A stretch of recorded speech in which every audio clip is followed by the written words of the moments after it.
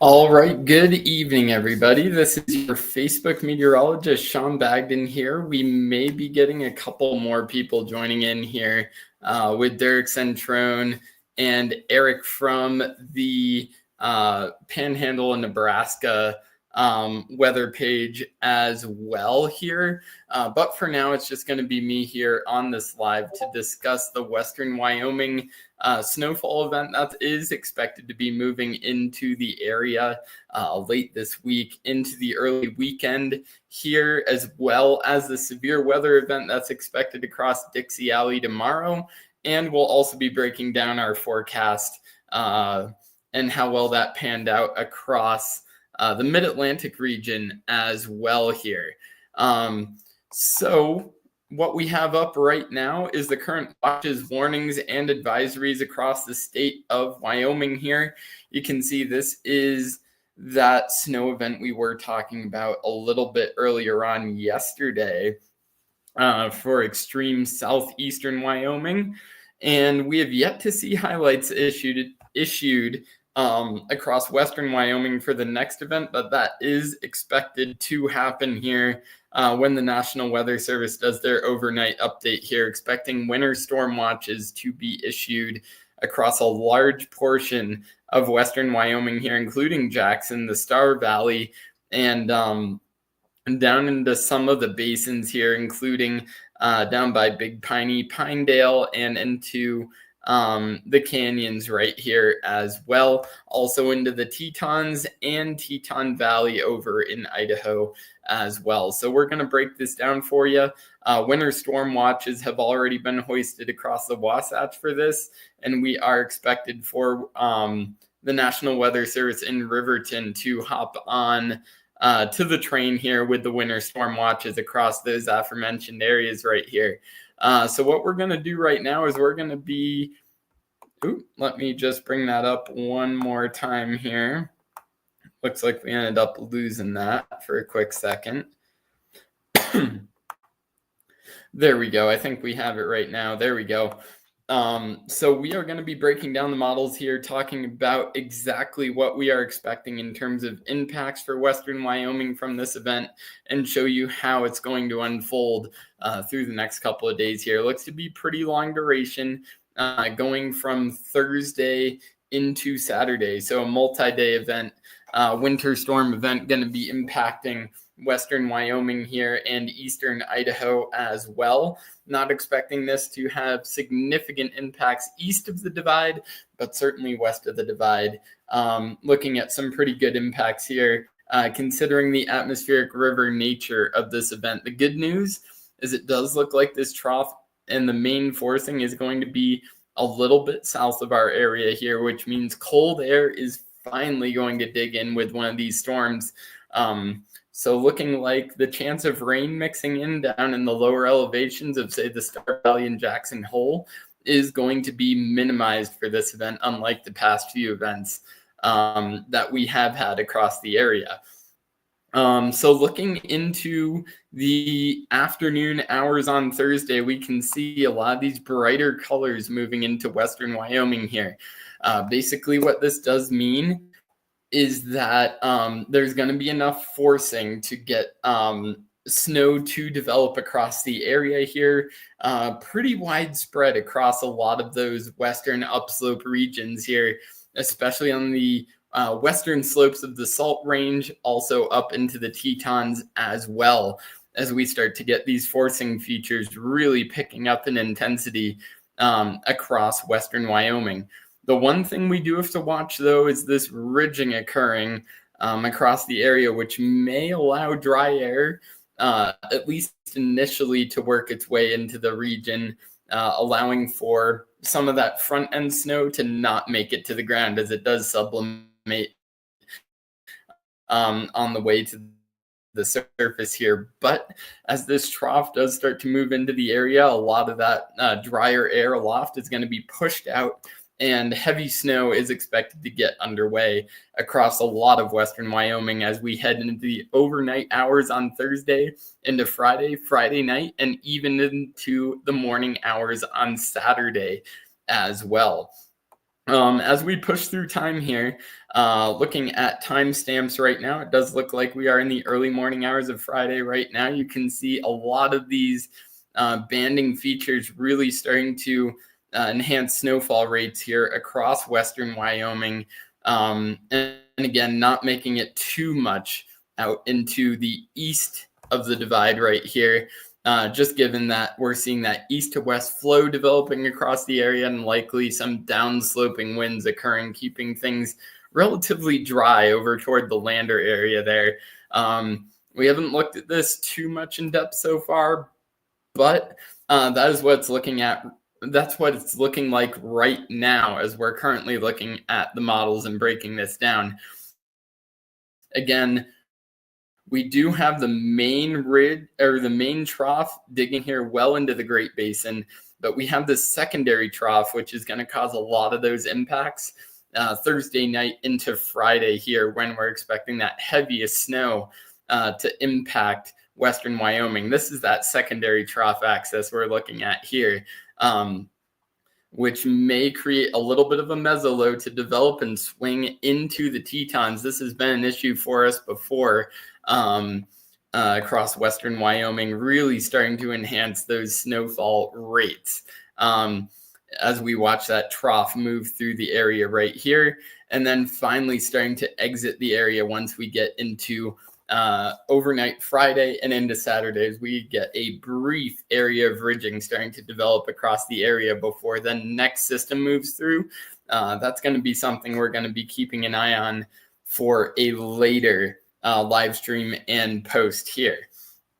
So one thing we do have to look at here is the amount of moisture that's going to be in place across western Wyoming, and the exact wind direction is that's going to have a great amount of impact on where's going to be seeing the heaviest snowfall amounts and where's going to be seeing the lighter snowfall amounts, especially when we're talking about areas such as Jackson Hole. So let's bring that up right here. This is going to be precipitable water, so basically the amount of moisture that can be pulled from the atmosphere down to the surface here, as long as we get that maximum condensation occurring aloft. And given the expected wind flow across the area, we are expecting very favorable upslope conditions to develop across the Tetons and Salt Ranges there, especially on the western side. So certainly going to be getting enough to squeeze out as much moisture as possible across these areas. The one thing we do have to note here, let me zoom in really quick so you can actually see this well on your screen right here. We can see as things start to fire up here. This is Thursday afternoon right now. We do end up starting to see the southwesterly flow aloft starting to develop across the area. What that means is Jackson Hole is going to be favored for some of the heavier precipitation early on, but as we do go forward in time, we do start to see those winds shift a little bit more due west to east across the area, meaning that the snow machine will get shut off into Jackson after the first little bit of snow does move through the area with those heavier banding features. And then we're going to start seeing those western slopes favored, such as the Teton Valley in Idaho and the Star Valley of Wyoming right here. And this sort of flow pattern does look to exist through the duration of the storm here, minus that front end, say for 3 or 4 hours or so on the front end of the event, where Jackson Hole may get in on some of the heavier snowfall rates there towards the beginning of the event. So let's have a quick look at the amount of precipitation that is expected to fall across the area. It does look like we do have a couple of banding features developing, especially through the northern Star Valley here. As you can see with this sort of band here, we would expect that generally to extend into the northern Star Valley, including Alpine, the Snake River Canyon, and into the Thane area here. It's not showing on this exact model run, but that is generally what happens with this flow pattern right here. So expecting those increased snowfall rates in those areas as well, with limited snowfall, but still significant snowfall expected across the Jackson Hole area through the duration of this winter storm here. So let's have a quick look at those snowfall ratios so we can make a quick forecast on what is going to be seen across these areas of western Wyoming right now, as this is how we're able to kind of figure out from these precipitation totals how much is going to end up falling across these areas here. Let's just bring up that snowfall ratio really quick. And it does look like we start this at around the 45-hour mark, and it does continue to the end of the model run here. A lot of these areas, especially western Wyoming here into the Star Valley, looking to be around the 15-to-1 range. So what this means is it's going to be a pretty efficient snowfall, a very fluffy snowfall, at least at this time, for these areas, especially western Wyoming into Jackson Hole, Tetons as well, also getting in on some of these higher snowfall ratios, fluffier snowfalls, and more efficient snowfalls. So 15-to-1 across a lot of the Star Valley here into Jackson Hole, looking a little bit higher as some of that cold air does tend to sit in this area. But again, lighter precipitation totals are expected across Jackson, but these very efficient snowfall ratios are expected to kind of even out the snowfalls within the valleys here. Showing us in Jackson Hole right now around 18-to-1 or so across this area.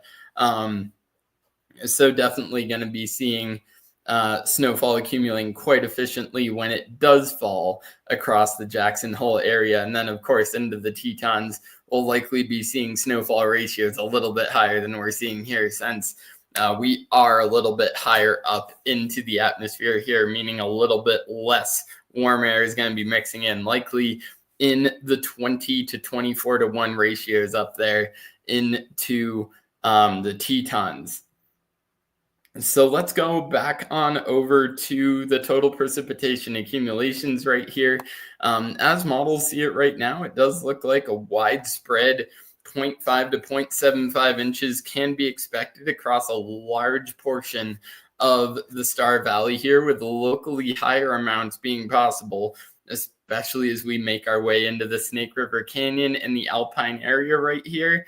So given that 15-to-1 ratio, we would be looking at around 7 inches to likely as much as 11 inches. So 7 to 11 inches here across a large portion of the Star Valley. This is, again, is a very general forecast, since we don't have high resolution models right now taking care of the whole event as we speak. But once we get into tomorrow, we'll do a text forecast showing you exact snowfalls for certain towns, cities, like we usually do for our western Wyoming folks over here. But the general forecast for a lot of the Star Valley here and into the Teton Valley is going to be 7 to 11 inches from this long duration snowfall event that is expected from Thursday afternoon into Saturday morning here. Again, likely seeing some moderate, at least moderate impacts across the area. We'll have to have a look at the winds to see if there is a potential for higher impacts across local roadways, especially into the Snake River Canyon. But this is just our initial forecast for right now. Again, slightly lower totals expected in Jackson Hole, just given that downslope drying effect that we are anticipating across the area here. But even so, expecting anywhere in the 4 to 7 inch range here across Jackson Hole, potentially even upwards of 8 inches. And then northern Star Valley into the Snake River Canyon, it would not be surprising to see double-digit totals start to rack up here as we head into the morning hours on Saturday for these areas. Wouldn't be surprised to see 10-inch totals in Alpine and then likely upwards of 14 inches in the Snake River Canyon, which could cause some pretty significant morning commute issues across these areas, especially for the Friday morning commute and Saturday morning commute, as well as the Friday evening commute back home from Jackson and into the Star Valley here. Looking up into Teton Pass, again, likely going to be seeing high impacts as we usually do across the Teton Pass when it comes to these moisture-laden winter storms with west to easterly flow across the area. Looking at exact totals for this area, likely looking in the 15 to 20 inch range across Teton Pass here. Again, likely seeing chain laws put in place for at least the next couple of days there from Thursday night through Saturday morning. Going to be seeing a lull Saturday afternoon before the next system comes in Saturday evening and into Sunday, Monday, Tuesday for Western Wyoming here. So going to having a quick look, having a quick look at the actual model depiction of these snowfall totals here, it does look like our initial forecast here is pretty spot on with what models are showing. They are a little bit on the high side here for the Star Valley right now. But again, this is likely due to the lower resolution of this model run right here. Again, 7 to 11 inches likely for a lot of the Star Valley, and then getting into the Snake River Canyon here, likely seeing double-digit totals from Alpine through the Snake River Canyon and into the Hoback area, with slightly lesser totals here in Jackson Hole, likely in the 4 to 7 inch range. You can see that with this little hole developing here due to the downsloping off of the Tetons. So let's just see here if we do have any comments that from people. No, it doesn't look like we have any comments on this one right here. It does look like we have Eric joining us right here. What do you have to say about this Western Wyoming snowfall event now that you're just joining in? Hey, how's it going, Sean? It's going pretty good. Good, man. I'm really liking how the storm system is kind of setting up. Not really moving too slow and not moving too fast. It's just right. Like I said, I think I agree with what you were saying. I think it's gonna be probably more into the 5 to 7 inch range where you're at. But I'm also liking how the jet stream is actually setting up as well. Because if you notice how the jet stream is setting up, it's not going too far south. It's kind of staying right within the Rockies. That's going to allow those storm systems to kind of ride along the jet stream. And so we should continue to see that over the next couple of weeks. Yeah, definitely. And you want to throw in a little plug for your page out there in Eastern Wyoming and the Nebraska Panhandle just while we have you on here? Yeah, man. First off, hi, everybody. My name is Eric Ogle. I've been chasing storms and studying weather for the past 15 years or so. I'm with WNEWX. They cover the Scottsbluff, Western Nebraska Panhandle, as well as Eastern Wyoming. It's myself, Jonathan Anderson, his wife, Landon Bruns, and Tori Floy. We are colluding now with Sean Bagden to chase and hopefully get some views and get you guys some views as well. Yeah, absolutely. But yeah, I completely agree with what you were saying there. You have the main jet kind of moving down into the Great Basin there, which is going to bring that colder air down into Western Wyoming here, which we haven't seen in a lot of the previous storms. But then you kind of get that short wave moving through the flow aloft, moving a little bit more west to east across the area and into the Tetons here, which is going to increase those snowfall totals for the area and the snowfall ratio, since we have that colder air in place across the area, right? And what we're starting to do is we're starting to see a shift from our traditional winter to spring, and that's when we really start to get the big storm systems that come through. Example, 2021, when we had that the Rockies and into southern Colorado, southern Wyoming, excuse me. Yeah, oh, exactly. 2021 was a big year for the skiers out here. It was incredible. Absolutely. But definitely looking like we're going to have some above average snowpack moving into the spring here, which is going to be great in terms of the fire season as well. And So, for those of you that want a vacation up here in Western Wyoming, it looks like a very good season for so wildflowers lasting into the year, right? can I just interrupt you for 1 second? Yeah, let's So hear my you. name is spelled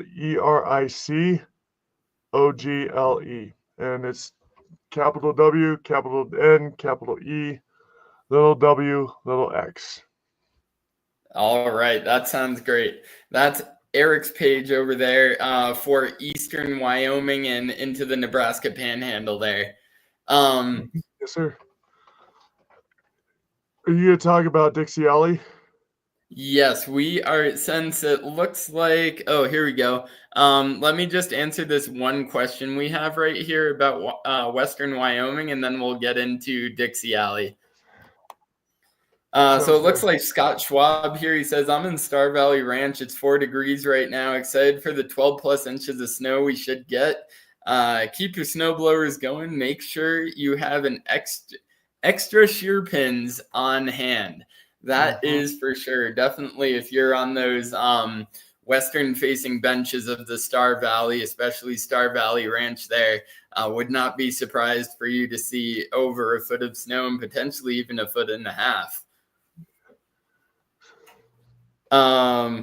But now that we've gone over that and it doesn't look like we have any more questions going on here, let's start talking about Dixie Alley. Have you had a look at that recently, Eric, just so we can kind of Um, move on over yeah, to I'm that? looking at it right now, and it looks like it's gonna be more of a derecho. I mean, there could be some embedded tornadoes in it, but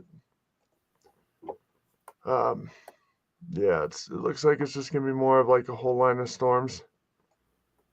Okay. Yeah, cuz we were looking at it last night and we were seeing some pretty nice looking um directional shear happening, especially in the low Yeah, levels. But that might have changed here, especially now that I'm starting to see a lot of more surface southerlies to southwesterlies now. That'll likely push things a little bit more upscale now that I'm looking at the 0Z guidance right here. That is for sure. I just want to pull up the 500 millibar vorticity really quick to see if any of that forcing from the trough has moved a little bit more off to the south and east to really kick up the forcing just to completely squash the event. But it doesn't look like that's happening at this point. But certainly the upscale potential is has been rapidly increasing throughout the day here. I would completely agree with you on that, but still certainly an embedded tornado threat is possible with this one, yeah. especially given the low level curvature there. If I had to guess, like where the best tornado potential would be, it'd be either in eastern um, Louisiana, possibly even in the northern part, but that eastern part looks a little bit better to me. Oh yeah, I would completely agree with you because that's where we have a lot of the better southerlies kind of mixing in and a little bit of the higher instability across the area. Let's pull a sounding out from some of this more southerly flow here across southern Mississippi and that um, eastern Louisiana here, and I'll have you break that down really quick for us. That actually doesn't look too bad. I Yeah. would like to see a little bit more low level curvature there, but you can go for it. Start breaking this one down. So what we're looking at, if you guys take a look at the upper part on the right hand of your screen, that's what we call a hodograph. And basically what happens is that there are different points there taken at different parts of the atmosphere. Like as you go higher and higher and higher, the wind's going to turn and it's going to start to create a curvature. On the left-hand side, the blue line and the red line in between the red lines, that's where our cape is at. So the further out that blue line is, the stronger the cape is going to be, and that's a really good indicator that the atmosphere itself is actually very unstable. Oh, yeah, definitely. And the thing I do like to see on this photograph right here is that we have very light surface southerlies with um, rapidly increasing winds aloft in that lower level jet there around 850 to 700 millibars, which really starts to help increase the curvature of that photograph, just like you were saying there. Again, probably would like to see, this is just completely nitpicking the whole situation, but I would like to see that storm motion move a little bit more to the east in order to really start increasing that QLCS tornado potential. Wouldn't you agree with that? I agree. I am liking what I'm seeing from the curvature, though. That means that there's going to be a lot of action going on, but I'd really like to see it a little bit further to the east as well. That Yeah, that absolutely. photograph, that kind of reminds me of June 12th, 2017, though. So it could be one of those situations as well. We don't know. Exactly. I would completely agree with you there. I'm just kind of sharing this out right now to some of the more tornado based groups we have on this page. Give me one quick second here. Just so we can kind of talk more tornadoes with those people. I think we have a lot of Wyoming people watching right now. All right, fellow Let me Wyomingites. I know all the Wyomingites listening to our rant Yeah, about tornadoes, but all right, here we go. Perfect. Now we got everybody from Dixie Alley in here as well, so that should be good. yeah. One thing that I am very interested about with this setup is the potential of that low-level jet intensification as we head into the overnight hours, which could lead us into a potentially dangerous overnight QLCS tornado situation. Wouldn't you agree with that? Yeah, I'd be a little bit more concerned if these storms were like single cells and not a whole line. Absolutely. Because once you have that line of cells, one cell is going to become pretty much predominant while the others are just going to die off. Now, that doesn't mean that there's um, the potential for no tornadoes because we obviously know that, but I'd be a little bit more concerned if it was single cell storms. Exactly. And the one so just to kind of point my side of this whole situation here, and then we'll kind of go into kind of break down both of the scenarios that we're kind of breaking down here. But this is as we head into the overnight hours on Wednesday right here when we really start to see the jets start to crank about 4,000, 5,000 feet off the ground right here. You have 60 to 70 knot winds start to accelerate as we head into the evening and overnight hours here across Alabama, central Alabama here. The one thing we do really have to watch for this is if we're able to keep that surface-based instability in place across the area. Otherwise, it's going to be really hard to get those mesocyclones to drill down through that convective inhibition layer and down to the surface to actually create tornadoes across this area of Dixie Alley here. Yeah. Hey, Sean, have you looked at 96 hours out the storms for Saturday? Oh, the storms for Saturday? I Yeah. actually have been looking at this a little bit more currently, but what are you seeing on that? So it's a little bit less of a threat because the shear is not quite there, but we do have some storms that will develop across western Tennessee late in the afternoon and into the evening hours. Just kind of taking a look at that. There is a chance for some strong to severe thunderstorms across that viewing area as well. Only thing that I'd like to see a little bit more of Well, I shouldn't say I'd like to see a little bit more of. The only thing that we would need more of is more instability. So that's something we're going to have to keep an eye on as well. Late Yeah, Saturday night exactly. and Sunday. Yeah, Saturday night into Sunday. From what I was seeing on that, I'll actually pull it up after this here real quick. We did just get a question for Casper from this next event from Laura Terry Dwyer. She's asking for the forecast for Casper, but it does look like in the Casper area, things are going to be a bit on the drier side for this storm coming in late this week and into the early weekend. Just due to the fact that we're going to have minimal forcing moving through the state of Wyoming, and it's going to be mostly west to east flow across the area. So a lot of downslope drying effects are going to be occurring east of the divide here. It looks like the majority of the snow, 12 hours, will stay just to the south of Casper. So I wouldn't expect much of anything. Exactly. Predominantly like the I-80 corridor, if anything's going to happen east of the divide, the typical spots like Elk Mountain, I-80 High Point, those sorts of areas. Yes. But looking back into the models for Saturday here across Dixie Alley, let me just pull us forward a little bit here. Oh, I guess I kind of have to go to the GFS, don't I? Yeah, well, you could go to the Euro too. I mean, but if you're looking or the Euro, yeah. I'll head on over like, to the Euro here to kind of break this one down. You'll like that a little bit better? Yeah, I like the Euro a little. Although it does seem to be a little bit bullish on the better, instability, I'd say. The unfortunate. Yeah. Oh, let me share it real quick. Both the GFS and the Euro. Okay, there we go. I got the Euro up for you right now, but it does look a little bullish on the instability going super far north here into like Tennessee and areas like that.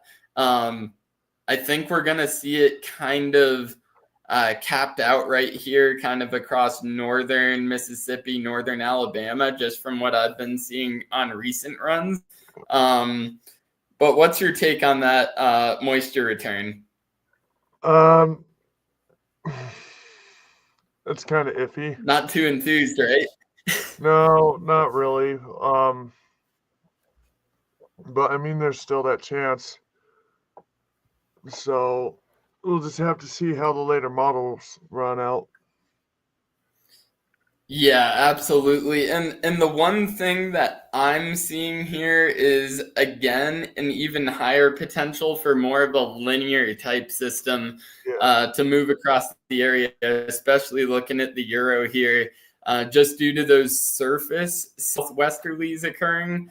And then also aloft winds are going to be mostly southwesterly. The only way we're going to be able to get spin enough for a tornado event in the atmosphere here is going to be with a stronger low-level jet, if that makes sense. Because then we'll be able to get those updrafts tilted a little bit more. But again, it's certainly not optimal for a Dixie outbreak like a lot of people have been advertising in the meteorology space for Saturday. We're actually I'd say a little bit more concerned about tomorrow more so than Saturday at this point. And of course, things can change. That's definitely. I know Reed's going to be down there. Oh yeah, Reed Timmer's actually missing out on the Storm Chaser conference out there.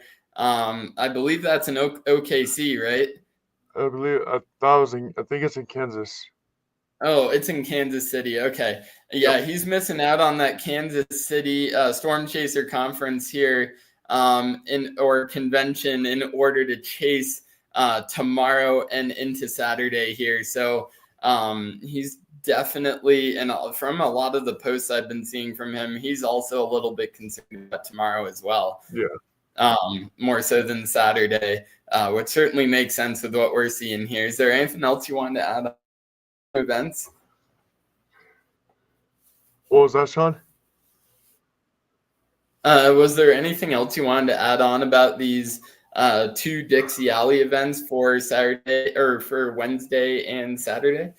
It's better to be prepared than not. That's all I gotta say.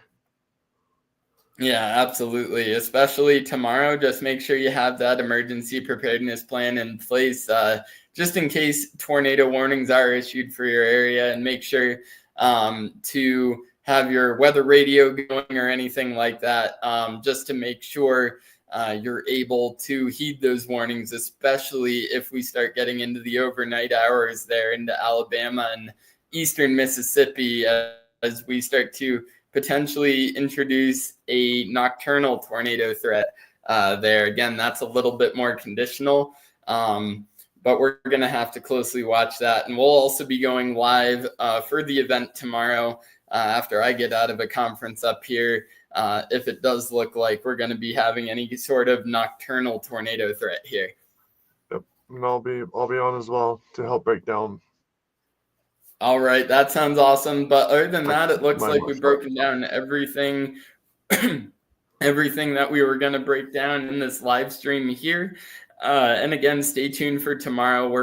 We are going to be breaking down radar signatures, things like that, and also real-time data as this potential tornado event gets underway. Have a great evening, everybody, and we will talk to you tomorrow. Have a great evening, everyone.